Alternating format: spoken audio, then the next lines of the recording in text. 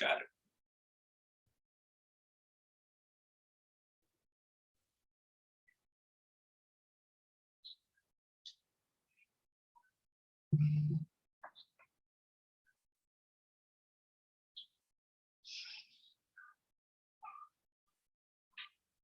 Welcome, everybody. Coming to you live from the smoking room at Shoney's and Lugoff. It's the Ryno and Kurt show. We got some hard-hitting issues to hit you with today. Happy Selection Sunday. Happy Daylight Savings. Ryno, what's up? What's going on, man? How's it going? How you enjoying this cold weather? One of my favorite days of the year, but I thought we were past this, sub-zero temperatures. We got into the 80s last week. Daylight savings time is today. Lost an hour of sleep, but gained a whole bunch of daylight from here until the fall, which I'm appreciative of. I really enjoy it not being dark at 5:30 anymore. Like you said, we got some hard-hitting issues. It's Selection Sunday. Everybody gets mad, crazy for the March Madness. Cinderella stories. Small schools have a chance to compete against the big ones, make a run in the tournament. We're going to talk a little bit about 1991. We're going to talk about Tiger Woods getting inducted to the Hall of Fame and Golf Hall of Fame. And even, I think he's touched people. I use the word touched. I guess he's influenced people. He touched some people, all right. Yeah, that's why I kind of eased up there. Touching the people kind of ruined his legacy there for a moment, but he's got it back on track. And he's had a lot of turbulent times, I guess, in his 30s and up. And but we'll talk about that for a hardcore golf fan like myself, and one not so much you, but just he was the most recognizable athlete in the world, I think, for a time period after Jordan and Kobe and Shaq and those, and then Tiger and now LeBron maybe. But we'll talk about that.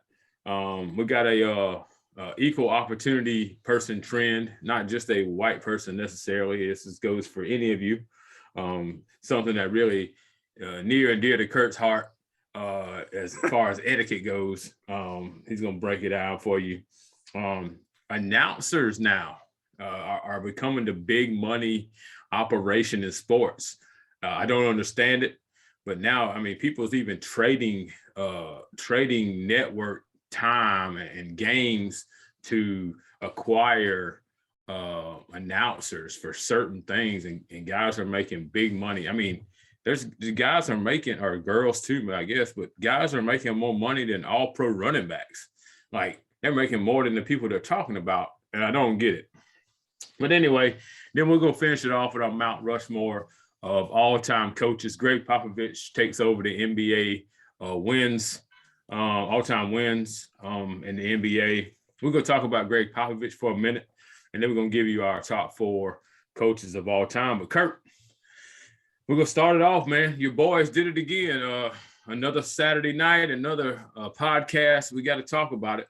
Duke underperformed, championship on the line. Last week, they lost to North Carolina in Coach K's last game at Cameron. Last night, underperformed again. They got beat by a scrappy Virginia Tech team, but maybe not as talented, but, they got hot at the right time. This is that time of year where you can be 500 in the conference, but if you get hot for 4 games, you're cutting down the net. So what happened last night with Duke? What you got? Yeah, I've said all year this Duke team can beat anybody and can lose to anybody, and they're doing a good job of proving that they can lose to anybody. I don't know, man. That was disappointing last night. I don't know what to say about that one. Yeah, that was a scrappy Virginia Tech team, and this is the time of year that these scrappy teams with maybe a little bit of veteran leadership is the teams that seem to do well in these tournaments. And the ACC, all year has underachieved, and so it's going to be this is the time of year, March Madness, where everybody that you've never heard talk about college basketball comes out of nowhere, and all of a sudden they're Joe Lunardi and have watched these West Coast teams at midnight and watched them play and got these expert analysis. But even TNT brings the NBA guys in to talk about it, and they don't watch college basketball either. So it's a crapshoot, which that's what makes it so great. Yeah, it looked like last night. It's just Virginia Tech got Duke into a hollow situation where either they left a 3-point shooter open and backed into the lane, or if they came out to front, they always left somebody open. Duke just doesn't play good defense. It hasn't. Most of the games they played in this tournament have been, within a touchdown, I guess is the best way to say it. 5 or 6 points. They hadn't really blown anybody out. I mean, they have been times when they're shooting well where they can score 100, but it's been a grind, man. And with this one and done thing, like you said, teams like Virginia Tech that may have a little more experience, some of the lesser teams that don't have the one and doners have a cohesiveness to play as a team versus the teams like, they only got your boy Pablo and a couple other guys. And, he can't do the whole thing. If they can stop him, at least for some lesser guys who can't make shots and even though they're big down low, they really didn't score a lot down low last night. So it's going to be interesting to see where Duke is seated today. It would be cool to do a live show, but that's such a long process. But we'll talk about it. Another solid team, number 2 in the country, Arizona, wins the Pac-12. They beat UCLA, which is, UCLA was that team last year that kind of got hot and went to the finals there. It's going to be interesting to see between those two teams. Of course, Duke loses to Virginia Tech. Villanova wins the Big East against Creighton. Kansas beat Texas Tech to win the Big 12. And then we got some championships today. Tennessee has got hot at the right time. They're playing Texas A&M, who's also got hot at the right time. They knocked off Auburn and Arkansas, who are definitely in the tournament. And then we got the Big Ten championship. Our buddy Jeremy's Iowa Hawkeyes are taking on the Purdue Boilermakers, so that'll be a good one. And then tonight, we'll have the show, I guess, around 6 o'clock to find out, who's in, who's playing, where they're playing. So we pretty much know, the top of the top. Duke's definitely in. These other teams I'm talking about, Iowa and Purdue and Tennessee. Texas A&M was one that was, they might be playing in like Virginia Tech. Virginia Tech was the last 4 out on Joe Lunardi's board going into yesterday. And with that win, they locked themselves in. So it probably opens up another at-large bid for somebody. But there's a lot of good teams too. I think Duke might drop to a 3 seed. I think so. After the way they're playing here now. Yeah, I think the biggest problem with Duke is both games have been prime time, and everybody's seen them lose twice. So they definitely might drop to a 3, which really doesn't matter. I mean, you're going to be matched up with a 14. I don't think it matters for anybody, to be honest with you. It doesn't. I mean, there's Murray State's like 31-2, and I'm interested to see what they do. Some of these Big East teams, there's plenty of 3 or 4 of those teams that can make it. The Big 12's got Kansas and Texas Tech, and the Pac-12's got UCLA and Arizona and those teams. And then, the Big 10, Michigan State and Iowa and Wisconsin and Ohio State, all them teams will be in here. And then we'll have the mid-major sprinkled in. So good time. It'll be fun to watch. Unfortunately, South Carolina loses in the first round and Mississippi State gets blown out. I'm sure they'll get like an NIT bid. There's some smoke that they might let Frank Martin go. I think it's as high as he can get. I think he's a heck of a coach.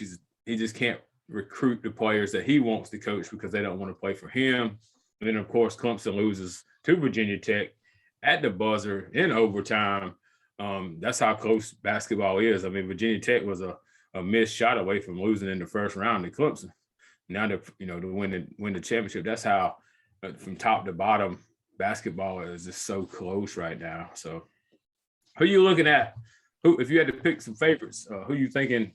If you had to put your money down at the ticket window, who you putting your 100 on to win it all if you had to?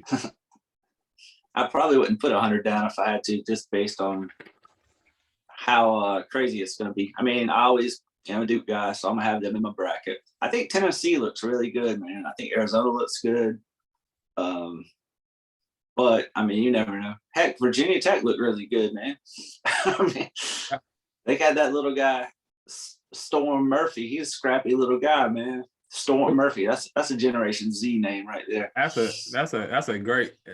That's the thing, man. These moms these days is coming out with these noun names, River and Storm, and I'm sure there's some Thunder and Lightning, and even the female version of that, Stormy.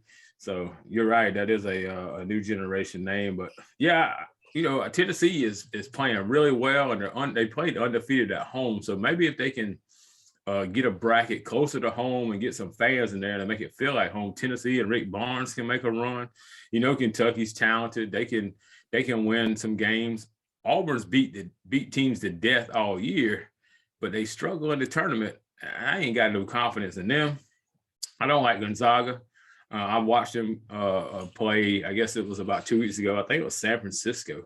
They played and got out physical. And I think that's the problem. That Chet Holmgren kid, he's like every other tall white kid that most high schools got. He's taller than everybody, but he only weighs like 175. He can block a shot, but he can't box out anybody. I don't like Gonzaga this year. I think they're worse off. UCLA's getting healthy. They've been missing guys all year. And now maybe if they can get healthy, they can make a run. They got some players. Arizona's good, of course. And then, North Carolina, Duke, Virginia Tech, there's some teams that could get hot. North Carolina can play as good as anybody, just like, Duke can, but they can lose to anybody as well. So it's been one of them crazy, like Texas A&M. They're about to potentially win the SEC, and they lost to South Carolina. So anybody. Yeah, don't forget Sister Jean is back this year. Yeah, Sister Jean's back. So what's that, St. Mary's or Loyola? I can't even say it. Or yeah. Chicago. Loyola. They got Sister Jean on their side, so that's a good thing for them as well. So we're gonna see. I don't know what we'll do next week about a show. Maybe we'll piece one together after the first round. Maybe we'll do a Monday show after they make it to the Sweet 16, and we'll talk about what we saw and who's left. I mean, it could very well be a Murray State and Butler and some of these mid-majors, one of them years like Florida Gulf Coast or something like that. So that's what makes it fun, especially for people who ain't gotten invested like myself, because I'm not watching the NIT, so I could care less. So talking about Duke, let's roll it back. Today's year we're going to go into is 1991. And we left you last week with Duke getting trounced, embarrassed by UNLV, Larry Johnson, Anderson Hunt, Stacey Augmon, those guys. Redemption comes back this year. They don't play UNLV in the finals, but Duke beats Kansas. Larry Johnson still wins the Naismith Award. But what do you remember about that? And I'm sure that's got to be your favorite. I would think that's got to be your favorite Duke team with all the star power that was on that squad, coming back a year after being embarrassed and then cutting down the nets. Yeah, that's probably my favorite year of college basketball, because Duke got blown out by 30 the year before and came back. Nobody thought they would beat UNLV in the Final Four, and basically that's the game you remember. You don't even really remember the championship game against Kansas, except for that Bobby Hurley to Grant Hill alley-oop that they show every year. But good Kansas team, man. Adonis Jordan, Mark Randall, But I think they won that game. I think they beat them by about 20, right? So it wasn't as close of a game. But yeah, definitely. That was Coach K's first championship. So Duke was kind of the Buffalo Bills of college basketball there up until that moment. Yeah, I think everybody remembers plays of that Duke, with the Christian Laettner turnaround jumper against Kentucky. Like you said, the Bobby Hurley, the Grant Hill, that era of Duke had so many stars come out, not necessarily to the NBA. That was the biggest thing I think that was the biggest knock on Duke for a long time, is their stars didn't translate. Grant Hill obviously translated, but then he got hurt a lot. But guys like Bobby Hurley and Wojo and of course Christian Laettner, even though he had a solid career. Yeah, no big superstars. So Danny Ferry and Laettner, solid players, never were Laettner was an all-star once. That's true. Had like a 14-year career or something, right? Yeah. Something like that. He made plenty of money. So, yeah, Duke finally gets on the board, redemption, and beating Kansas to win that championship. In the same year, the Bulls get on the board. It's finally the new era of professional basketball. Boston is kind of on the downslide. Detroit had their couple year run, and now the Bulls beat the Lakers 4-1. You know, Michael Jordan and Scottie Pippen were the faces, but Clemson's own Horace Grant was really like part of that big three. He was the horse down low. He averaged a double-double. He did all the dirty work. And then they had so many other pieces, man. You know, they had, you know, the Will Purdue's and the Scott Williams, the Craig Hodges, the B.J. Armstrongs, the Paxson who can make a shot here or there. Bill Cartwright, you know, was solid enough. They had them the big three, which I'm going to put Horace in that big three because he was solid and a great defensive player. And Jordan and Pippen were all defensive team. But they had all those little pieces to make a shot. And they beat the Lakers 4-1. You remember that? I think that's part of the one of the up and under Jordan. Yeah, that's where he went. He went up with one hand and switched it to the other. Right. It's also right before Magic made the AIDS announcement, right? Yeah, HIV. It was November of that year that was some shocking news, man. I remember that, and I remember one of my cousins called me and was like, "Did you just see that?" I said, "Yeah." And you know, we didn't know what that meant back then. You know back then that was a death sentence back then. Well, and it was kind of geared toward gay kind of too. Also, you didn't know straight men. You know, it was the media kind of shoved that to a gay demographic, and then like you said, there was no coming back from it. You know, you thought Magic Johnson's going to die, and then you know a decade later, the mother's gained 60 pounds. Owned the LA Dodgers and part owner of the Lakers. So it wasn't the worst thing in the world for him. Yeah, it's going to be a big thing, just like in pop culture right now. That HBO show Winning Time, that's how the series opens, with him finding out he has AIDS. And also I saw last night there's a Apple Plus documentary about Magic that looks to be a 4-part series, deep diving into Magic and the AIDS and everything he's accomplished. Yeah, I mean, he's went from, you know, it's unlike the opposite of the Ryan White story that was all over the news, where it's the beginning of the end. Magic has done nothing but, you know, progress. And I don't know if that's a money thing. You know, he had enough money to get what he needed, you know, and maybe. But yeah, Magic Johnson's still the face of the NBA to a certain degree, as far as front office stuff, and the Dodgers as well. With them winning a World Series a couple years ago, he's the guy they show in the box. So a couple other things that year. That was the year that the Bulls beat the Knicks in 7, where you know, Patrick Ewing and that team was this close. You know, it's the one thing that eluded them. The Pistons were gone, and it was going to be the Knicks and the Bulls. And the Knicks just could never get there. Even when Jordan went to play baseball for 2 years, the Knicks couldn't win a title. And I think that's something that's haunted their fans and Patrick Ewing for a lifetime. The slam dunk champion that year was D. Brown. And I think that's probably one of the most iconic slam dunk competitions, when he went and pumped up those Reebok pumps. And everybody had those. I think that probably was worth. I'd be interested to see what that was worth for Reebok, for him stopping, pumping up those shoes, and how much money that generated. If he did that this day and age, it would be billions. You know, it would be worldwide billions. That was one of the most iconic, other than like Jordan and Dominique and Spud Webb. We had a little gap there, and D. Brown really put the pump shoes on the map. Other sports, we'll talk about the Super Bowl. The Giants beat the Bills. You mentioned the Bills earlier. Super Bowl, the beginning of that run where they couldn't get it done. They missed a field goal to win the game late. 120. The Giants beat the Bills 20-19. Everybody seemed to beat the Bills.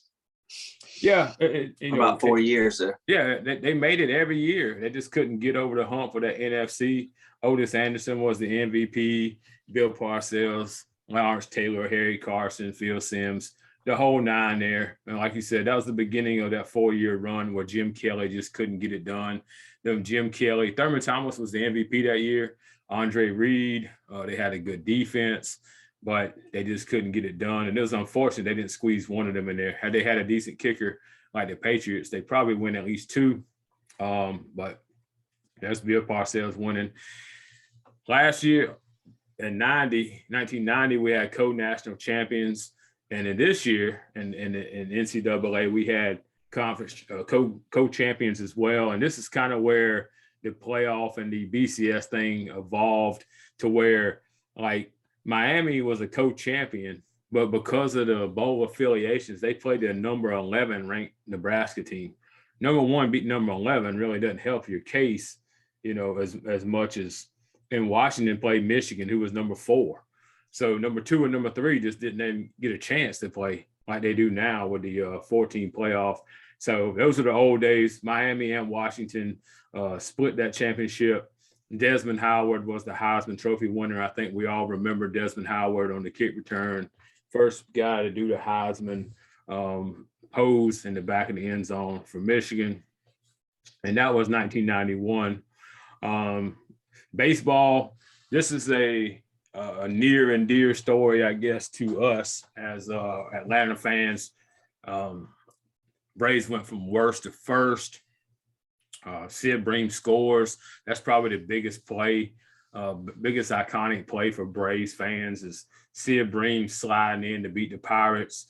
They go on to play in the World Series and lose to the Twins and Jack Morris 4-3. Big play in there. Kirby Puckett made a big defensive play. Kirby Puckett hit a couple home runs. But one of the biggest plays was the shortstop, Deacon Lonnie Smith, when he could have went from first to third. Shortstop, I think, or it might have been Knobloch. Knobloch played for the Twins early. Either way, like a throw was coming in and Lonnie Smith stopped at second instead of making it to third. They ended up losing the game. Jack Morris was the MVP. So what you remember about that one, Kurt? I remember the Sid Bream pretty well because I remember watching that with my dad. I think we weren't sure Bream was even going to make it around third. He I can't think of a slower person in sports. I can't think of a slower person in sports right there. I mean, granted, I'm not fast at all. I'm not sure I couldn't. I mean, usually you put a pinch runner in there, whether it's a pitcher or whoever, anybody, somebody. It seems like it'd have been smarter to throw somebody else in there because I think anybody could have outran Sid Bream at that point. Yeah, it was a big deal, man. I remember at Sumter High in the lunchroom, in the cafeteria. I remember the whole place doing the tomahawk chop. Just that was how it was going, man. Everybody's pumped about it. Yeah, I mean, we hadn't seen the Braves be any good our whole lifetime. Dale Murphy won the MVP, but that was still a team who'd lose 80 to 100 games every year. They were never competitive. We grew up with the Bob Horners and all those older Claudell guys. Washington. Claudell Washington. Yeah, Glenn Claudell Hubbard. Washington, Rafael Ramirez, and we had Rick Mail and Steve Bedrosian. We talked about all those names, but they never won. That year, the MVP was Terry Pendleton, who came over from the Cardinals, who ended up being a coach with the Braves for a long time. He played third base. He was kind of the segue to Chipper Jones. And then Tom Glavine won the Cy Young Award. That great staff of Steve Avery, John Smoltz, and Tom Glavine before Maddox joined them.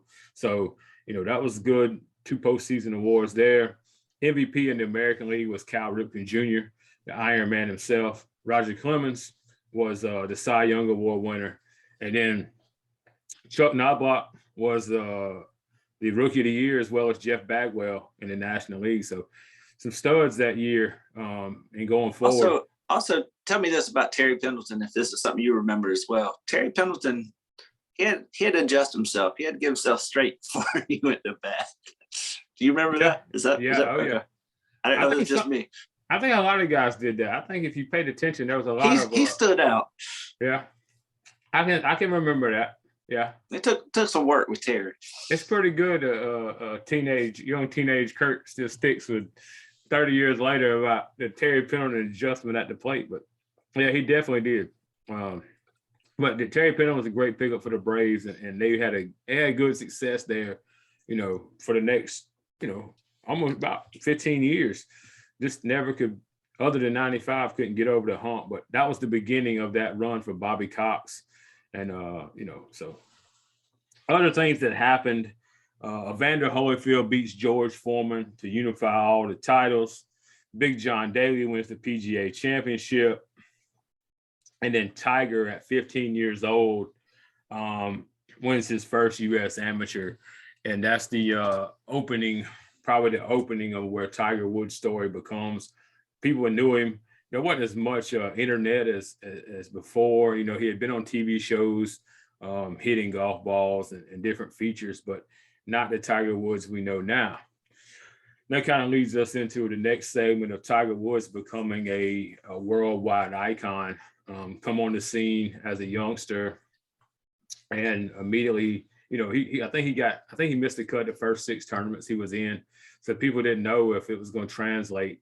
But once he got it rolling, he became the face of golf. Like he took over for Jack Nicklaus and Arnold Palmer. He comes on the scene and immediately is the alpha in the locker room. Wins the Masters by like 15. Has 15 majors. I think he's tied for the most wins ever at like 84 or something like that. So, and then in between all of that, there was some turmoil. HBO had a story about, his extramarital affairs, about, his wife knocking his teeth out with a 7-iron or something, busting the back windshield out. He goes off, gets, sex therapy or whatever that nonsense is. And then he comes back and wins the Masters. He's back to rolling hard. He's doing this little feature where he meets up with like celebrities and pro athletes and like practices, gives them tips, plays around with them. I think that morning it was supposed to be Justin Herbert and Drew Brees. Loses control of his car, goes over the overpass, totals the car, fractures both his legs, may not ever walk again, may lose a leg. Anyway, now he's back. His son is a teenager now. And, they're showing, he played the father and son, played really well. And now everybody's just hoping, he's going to make it back to Augusta here in a month. I don't think that's a possibility, but I think he will be back at some point. He's timeless, even though he's in his 40s now and a little chunky bald up here somewhere. I think he's still going to try to, win one more and make that resurgence. So anyway, for you not being a golf enthusiast, what's your take on Tiger Woods? What was in the last, I guess, 20, 25 years, and I know you watch a lot of PTI and Around the Horn and stuff, so there's a lot of talk about Tiger Woods. So what have you taken from that over the years? Oh, just one of those all-time greats, man. You saying him making the Hall of Fame, it's bound to happen. Just like saying Jordan made the Hall of Fame, he was going to make the Hall of Fame. So I'm not a golf guy, man. So, but yeah, definitely always the top story on SportsCenter when Tiger Woods was playing well. Even when he wasn't playing well, it's like when he came back, just the fact that he was back was the top story. Also, my favorite flavor of Gatorade was the Tiger Woods Gatorade. That is true. I remember you constantly saying that. I was a rain guy. He was a Tiger Woods fruit punch guy. They stopped making it once he got caught cheating and all that stuff. That was the end of it. So yeah, it's funny, man, because we at the time he was getting hot.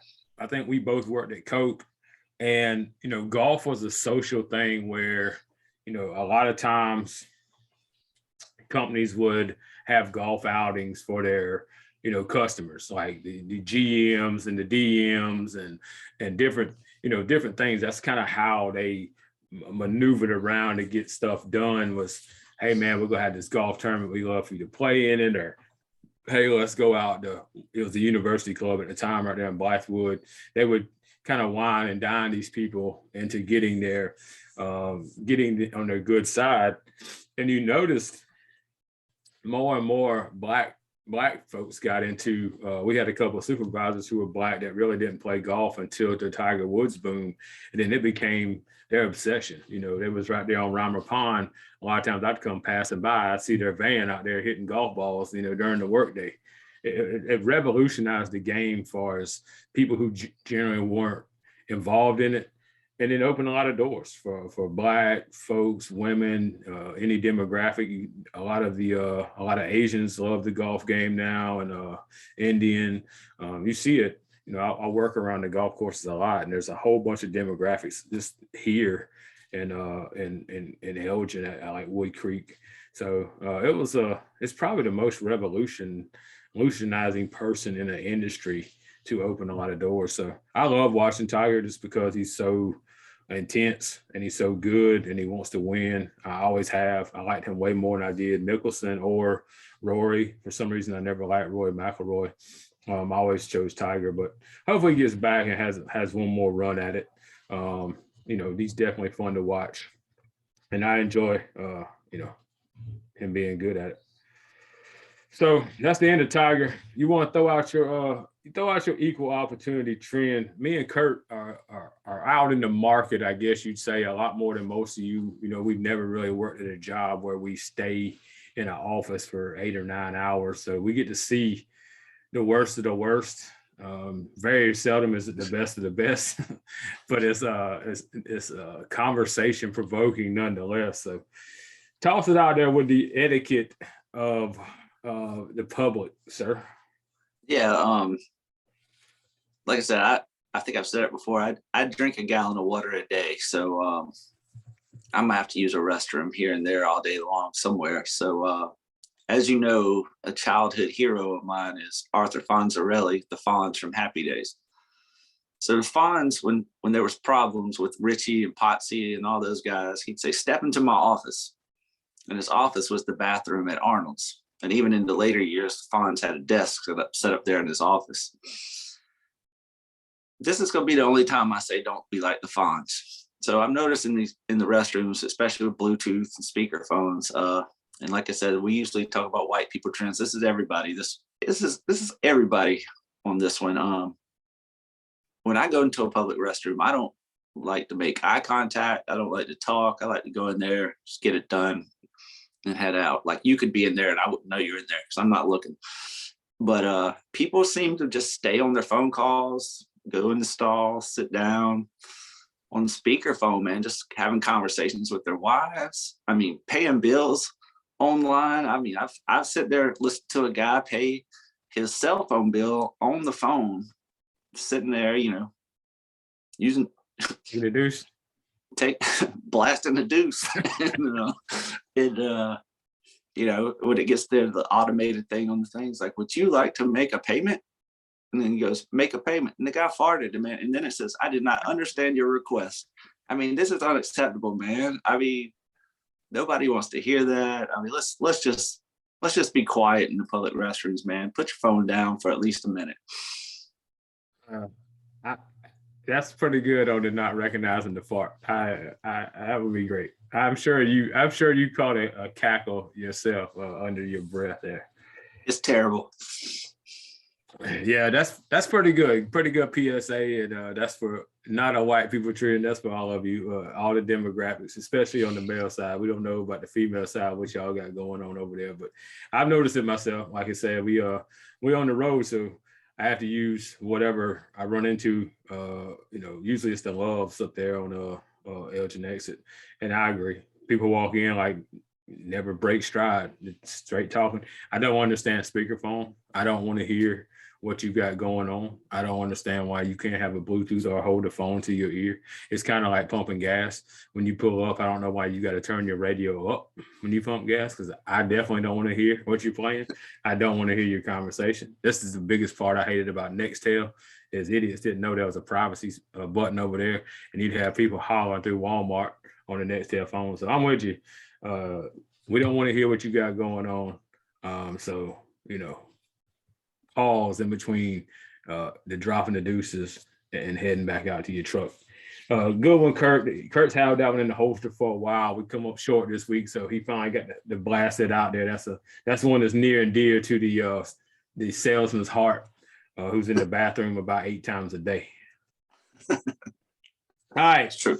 So now we're going to talk about money in sports and the Major League Baseball. We could probably do a 2-hour show with all the stuff that's going on, but we're going to keep it simple.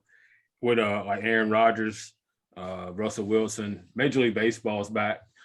They just figured out their deal. A lot of free agents about to get moved in that. Big money going around. But speaking of the money, I kind of get that players deserve what they get. It's people get pissed off that guys sign big time contracts, but you got to think about it. If the players didn't get the money, the owners would keep it all. So I'm cool with Fernando Tatis Jr. making $340 million, because if he didn't, the owner would just buy another yacht, another jet, another whatever. So, and nobody goes to the game to see the owners. They go to see the players. But on that same token, I don't understand why they're battling and bargaining for announcers. We watch a lot of sports. I know, Kurt watches a lot of basketball, some football, big games and stuff. I watch all of it. I've never turned on a sporting event hoping to hear Joe Buck, Troy Aikman, Dick Vitale, Gus Johnson. I don't care. Like, it doesn't matter to me. Rick Henry and Joe Daggett could do every game I ever watch, or any of the local guys. I don't care. So I'm trying to figure out, like, even now, Troy Aikman leaves and goes, and now Joe Buck is going to ESPN as well. And in turn, like, ESPN has to give Fox like the Big Ten game of the week, kind of like how CBS and ESPN do the SEC, and plus paying like $17 million. So, I mean, is there any attraction to who's calling the game, whether it's Al Michaels, Bob Greasy, Mike Tirico? I mean, to put it in perspective, the Manning cast with Peyton and Eli gets as many watchers, and they're the least professional. They're just 2 guys talking about the game and having guests on, gets as many viewers as the actual broadcast. So why are we acting like announcers are so important? Yeah, I agree. I don't care who calls the game. I mean, I like Dick Vitale, what he brings to college basketball, but I mean, it's not going to make a difference in what I watch. I like you said with the Manning cast, I'm not an Eli Manning guy, but I mean, it's different. It's funny. Like, I like the little bit of fun. I would like Covino and Rich are on Fox Sports now. I would rather have maybe like a straightforward guy and then some funny guys in there, maybe, but like Kay and Joe Buck, and I mean, they're in Herb Street. I mean, they're pretty just straightforward. There's nothing special to it. Most people that are hardcore football watchers know what's going on. We realize they picked up the blitz. They hit the guy on the slant. He broke a tackle, went 70 yards.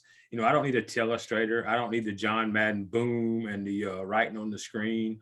Matt Millen sucks, and he's been in the booth for like 20 years. Chris Spillman is on a lot of these. Kevin Harlan's kind of like the main dude in a lot of these sports, and he's good.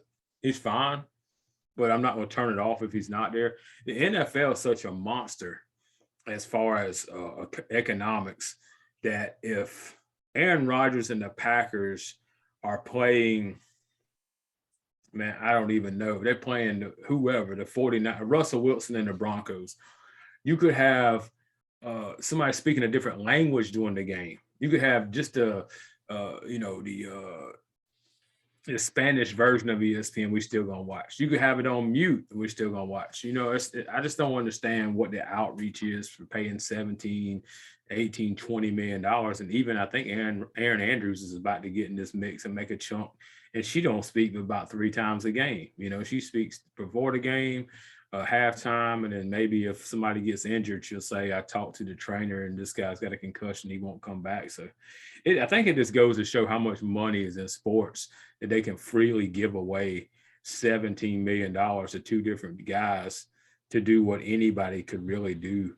I think more people hate Joe Buck, or at least express hate towards Joe Buck, than actually like him. But sometimes, some reason, he's the featured guy. Yeah, it's a lot of money. Even like the pregame guys, the Jalen Roses, or even the ESPN personalities, Stephen A. Smith, or like you said, Aaron Andrews. You'd hear of the money Maria Taylor was getting offered. It's ridiculous money, man. I don't think it makes a difference. She could throw somebody in there, pay them $100,000, they'd be good. Yeah, Maria Taylor, Michelle Beadle. What's the difference? Rachel Nichols. I don't think it changes anything. And that's women, men, black, white. I don't think we care, man. We just there to hear whatever they say. College Game Day has done their thing for so long. Lee Corso can't put together a sentence, and he's still on the broadcast. So I don't know. But anyway, I guess we'll see how all this money goes. Like I said, NFL free agency's opened up. Aaron Rodgers supposedly is about to sign a $200 million deal. Russell Wilson gets traded. Deshaun Watson's back, which is something we could talk about, but we'll just let that go ahead and pass. talk about Deshaun Watson. You're good. You're good on Deshaun Watson. Well, I mean, Deshaun's got this. I did a YouTube video a while back about Deshaun Watson and Trevor Bauer and how we needed to free Deshaun Watson. I feel like Deshaun Watson, all he did was ask for something that may offend some people. I don't think there was ever a rape or a sexual assault. It was just different. And like I said in the video, being different ain't necessarily wrong. We all got our own thing. I don't like rice, so, I ain't wrong because I don't like rice. I just don't like rice necessarily compared to maybe some other sides. Everybody's got their own thing. Deshaun Watson, he likes, 2 thumbs up, 2 thumbs down, maybe, whatever he likes. It's rumored, but that's just what he likes. He's paying money. He find people in. He's asking them to do this. That's not sexual assault. Bill Cosby's sexual assault. I mean, that's a whole different thing. But now he's been cleared, and now there won't be any charges. Pretty much set out a whole year. I think the Texans had something to do with this kind of tampering to try to keep him in there or kind of ruin his value. I think he's going to the Dolphins. Trevor Bauer the same way. Gets into an Instagram. I don't know why you would ever do this as a MLB player, but starts talking to a fan on Instagram. She wants that 50 Shades of Grey. She got put in the Texas cloverleaf and couldn't take it. And now she wanted to sue for sexual assault when, she was down for the stinger splash, but she couldn't handle the Texas cloverleaf. And then, it's a rape charge. He's been cleared as well.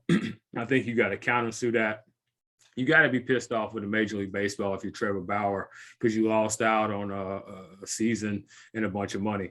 Anyway, the big takeaway from this is all Deshaun Watson was asking for was a side of rice, and some people can't take the walls of Jericho. Well, he liked brown gravy, and I'm more of a light gravy kind of guy. He was wanting brown gravy, and they got offended by it. So if you don't know about what happened with Deshaun Watson, you have to read it into yourself. I'm not into that goofy Gucci game he liked to play, but I think my problem with any of this is he asked for it. You're not getting anywhere in a relationship if you don't ask. If you don't ask for a date, a kiss, go home, blah blah blah.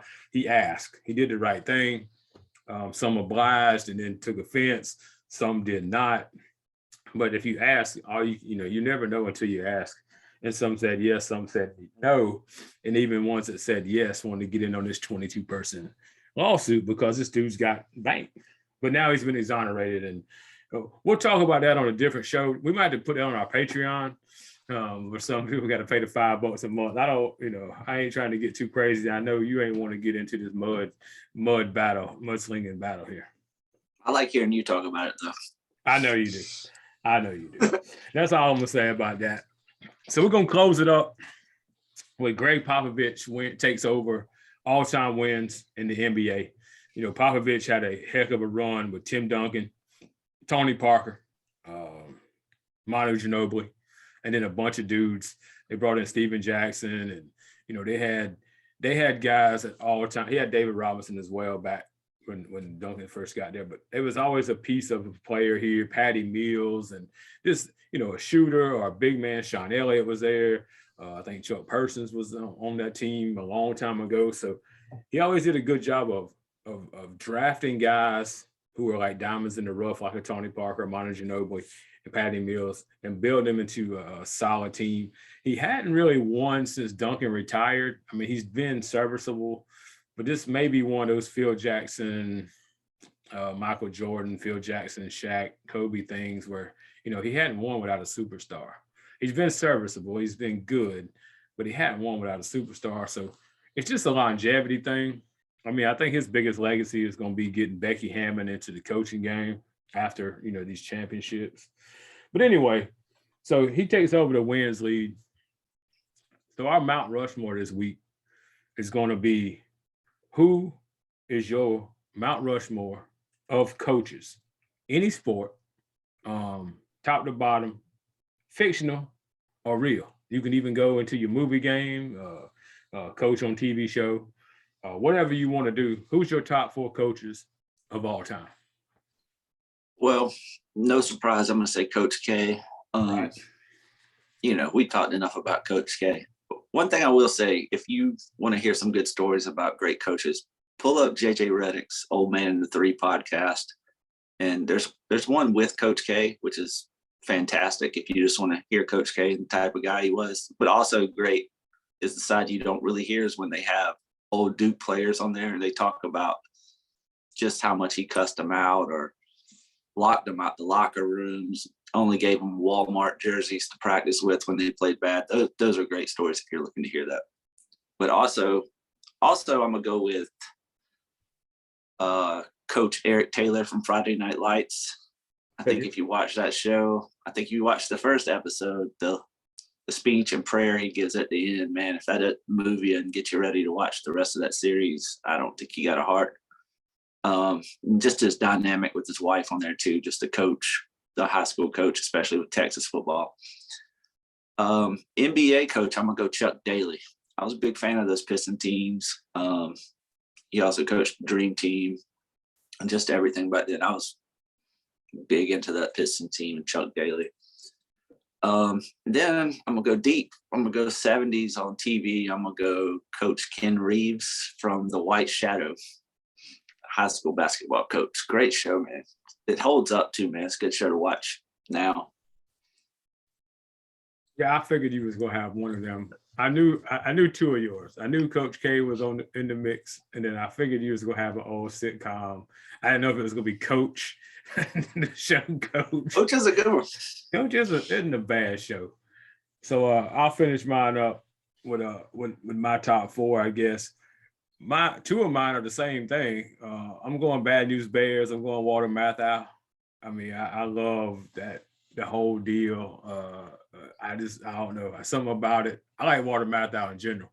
I could watch Grumpy Old Men about once a week, I think, just because of those guys. That's because you're gradually turning into it. That's probably true. That's just probably true. And then second is Billy Bob Thornton in Bad News Bears. That guy, Billy Bob Thornton, man, he's had some great films and he's had some funny films, and I just think he's really good on this. And I know this is stupid, just to have 2 of the same, but I like that Billy Bob Thornton character. I mean, I like Bad Santa and all that stuff he's in too, just because he's pretty foul, and that's kind of things I like. Like Richard Pryor was my dude, probably one of the most foul guys ever. So anyway, Billy Bob Thornton, back to back Bad News Bears. I'm gonna go with number 3. I'm gonna go with Nick Saban, and solely because he's old and getting older, but he still has that fire to coach. He could have hung it up. He's won championships with LSU, and then he's come over here and won a fistful with Alabama, and he continues to do so. And the game's changed so much over that time period. He's still solid. So I'm going to go with him. And then last but not least, man, I'm going to go with Bill Belichick. I feel like, maybe without Belichick, Tom Brady's a 6-year guy or 5-year guy.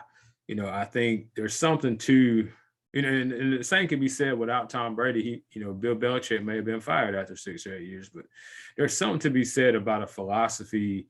And, he does less and more. Anytime a player wants a big contract, he kind of lets them go.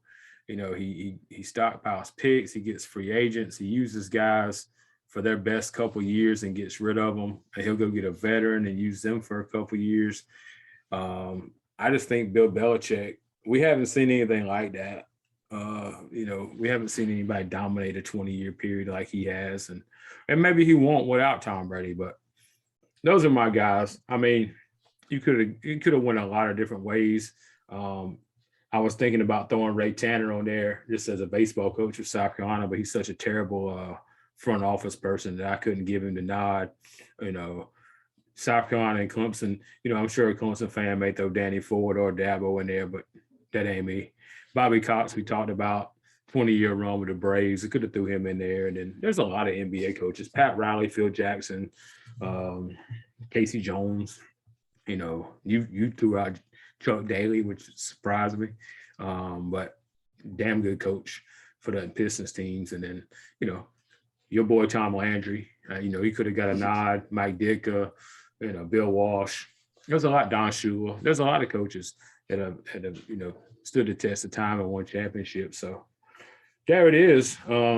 Pretty good rundown. Next week we'll be out of town. We'll probably piece one together maybe on Monday. Highlight what happened Sunday. We should be home early Sunday, so we might be able to do one then. But either way, you can do one on the ride home. We might be able to do one like that. We can sketch it out, not just record it on the phone. I doubt we'll have video, but we may have the audio. And but it'll be Selection Sundays today. We both looking forward to that and seeing where teams are played, fill out our bracket. If you want, tell us who you think is gonna win it all. Feel free to express that as well. I'm gonna put a bracket challenge together just to see, because I think this year is probably gonna be the most wide open. It'd be fun. But also, if you've made it to this far on this podcast, show some class, people, man. Hit the like, hit the subscribe, give a 5-star review. Go to Spotify, go to Apple, go to all of them. Yeah, subscribe on YouTube, hit the bell.